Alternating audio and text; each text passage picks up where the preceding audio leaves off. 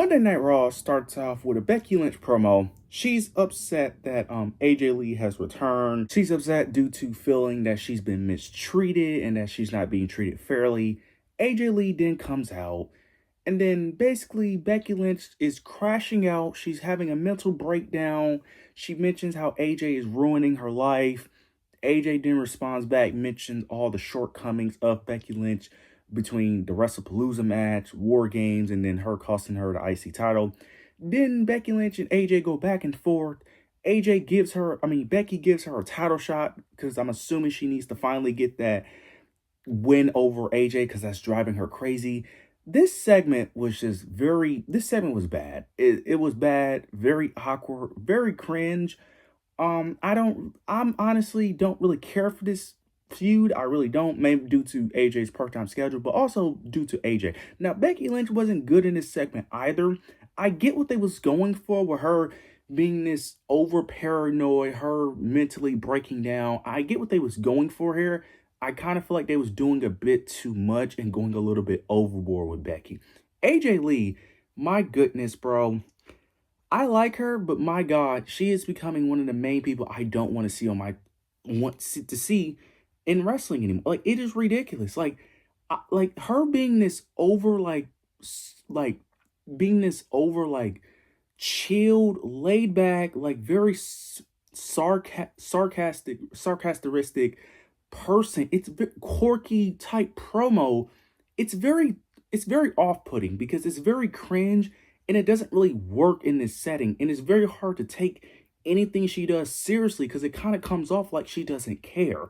And then in this setting, I'm supposed to act like this is like real serious feud, but there's really no real serious tension here due to AJ Lee not really giving a fuck. Now, this has always been a part of her character, but it's even worse now because it's very overdone. Like, every sentence she does is drawn out for like 20 seconds. Now, she isn't the only person that does like this quirky, sarcastic, like overdone sarcasm. She isn't the only one that does this. Liv Morgan does it.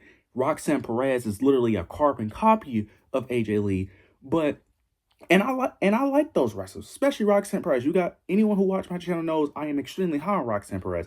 But AJ, she does it in a way where it's not entertaining. She doesn't have a balance. Like, Roxanne Perez and Liv Morgan have a good balance of being serious while also adding that quirky sarcasm to their promo, especially Roxanne Perez. I think she has perfected it where she can still be serious while adding that sarcasm and in her promos.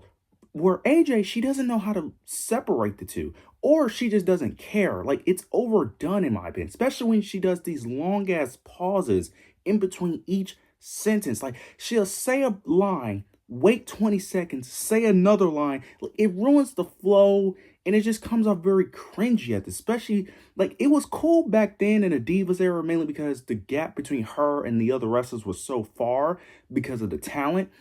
I don't, it was just a huge gap between her and the other talent in that era. So it was seen as special. But now with better mic workers and our expectations being a lot higher, this just comes off, it just doesn't work the same. But I just don't care for it, especially because AJ Lee's part-time schedule.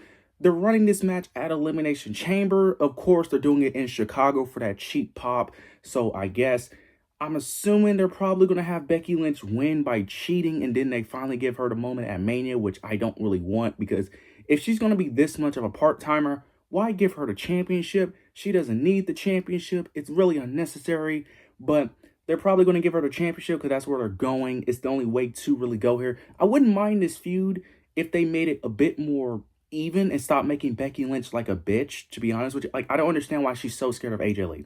Like, she wasn't scared of Rhea Ripley when she faced her at Mania, who was way more dominant, way more scarier, and who has accomplished way more. But AJ Lee, all of a sudden, she's just afraid. Same thing they did with Maxine Dupri. I don't understand. I get that she's a heel. I understand it, but it's a bit ridiculous that we're having arguably the greatest women's wrestler of all time, who I think is the greatest women's wrestler of all time, be booked like, I don't really understand. I get that's part of her character to a degree, but they're kind of overdoing it. Like, Drew McIntyre plays that cowardly heel, but even he's not even this bitch made. Like, it's really ridiculous at this point. We'll see how this plays out. I don't really care for this, to be honest. I really don't, because, like I said, this feud has dragged on long enough, but We'll see how this unfolds. We end up getting Liv Morgan, Stephanie Vaquer, Dominic Mysterio. Originally, this promo segment, I didn't like it at first, but after rewatching it and actually understanding what went down, I actually did like this segment. This was actually the best thing on the show. We end up getting Liv Morgan. She was cutting a promo, gets interrupted by Stephanie.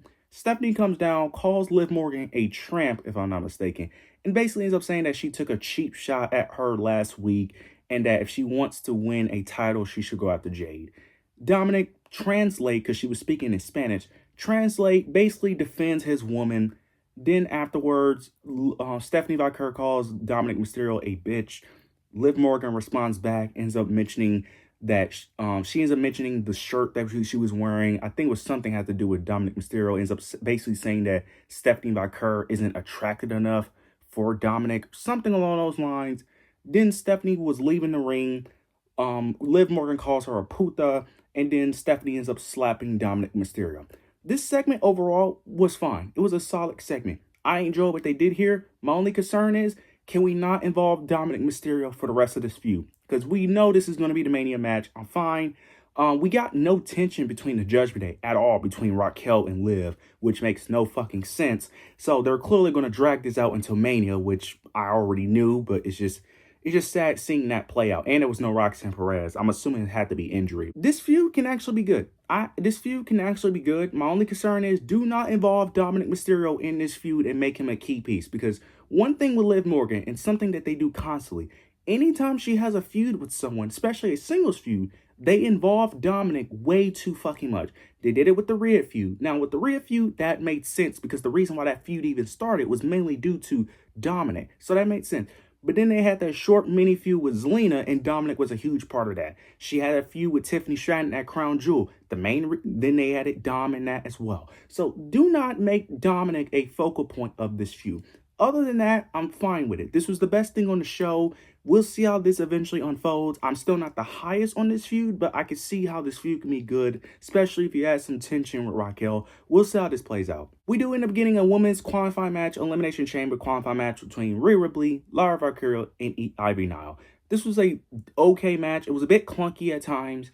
Rhea Ripley picks up the victory, as I expected. It makes a bit more sense why Lash Legend didn't qualify now, because if you're going to have Rhea Ripley in there, I'm assuming most likely you're probably going to have Io Sky, maybe. Then you're probably going to have Charlotte Flair, maybe even Alexa as well. So it's going to be a bit star-studded. Makes sense. I know a lot of people are complaining that Rhea Ripley is in this match, which I kind of understand, but this isn't the first time WWE has had tag team champions doing single stuff. This isn't the first time. Plus, let's just be honest, I love Lyra. I wish she would have been in the match, but she was going to lose anyway, and it wouldn't have helped Lyra anyway. Even her being in this match in the Elimination Chamber, it's not going to help her anyway, because this isn't going to elevate her at all. She already had her elevating moment, which was Becky Lynch. Now they dropped the ball with her ever since then, for whatever reason. I don't know. I don't know why they're booking her so trash lately, but it is what it is. It makes more sense for Rhea to be in this match, because at least you could actually see Rhea potentially winning. There's no way Lyra was going to win, so I'm cool with Rhea Ripley being in this position anyway. All right, we end up getting Finn Balor. He was cutting a promo, basically wanting another shot at CM Punk. CM Punk comes out. He wants to fight Finn Balor there on Raw, but of course Finn Balor only wants to fight for the title. They make it official, but they make it official at the Elimination Chamber. One thing I do want to note, can WWE please stop doing this where they tease a potential championship match on that episode only for it to be announced at a PLE? I don't know why they do that. That is so annoying because it doesn't even make sense to do it. Because the fans typically boo in attendance, as they should, because you shouldn't get them hyped up like that. And two, what does that do? It doesn't even make sense in the promo because they don't even need to tease a match on that show to even get to that point. They don't. It just doesn't make sense. I don't know why they do that so often. Like, it happens like every other week. They tease a match on the show. It doesn't happen, but we're going to have it at the PLE. I don't get why they do that. Like, that doesn't make sense. Like, I just feel like they overdo it that much. For this feud, I don't really care for it. Also, what is it about Finn Balor that you niggas love about him so much? I like Finn. I think he's good. I don't think he's great, but I think he's good. But what is it about him that y'all niggas love about him? I don't get this weird obsession with Finn wanting to be world champion. I really think a lot of it has to come through him being injured in 2016, him having to vacate the championship. But What is the fascination with him? I don't get it. Like, I think he's good, but I don't think he's that fucking good to the point where you niggas have been harping on this for over a decade. I just don't understand it. Now, we know he's going to lose, and we're going to get the Roman CM. Some people even saying make it a triple threat.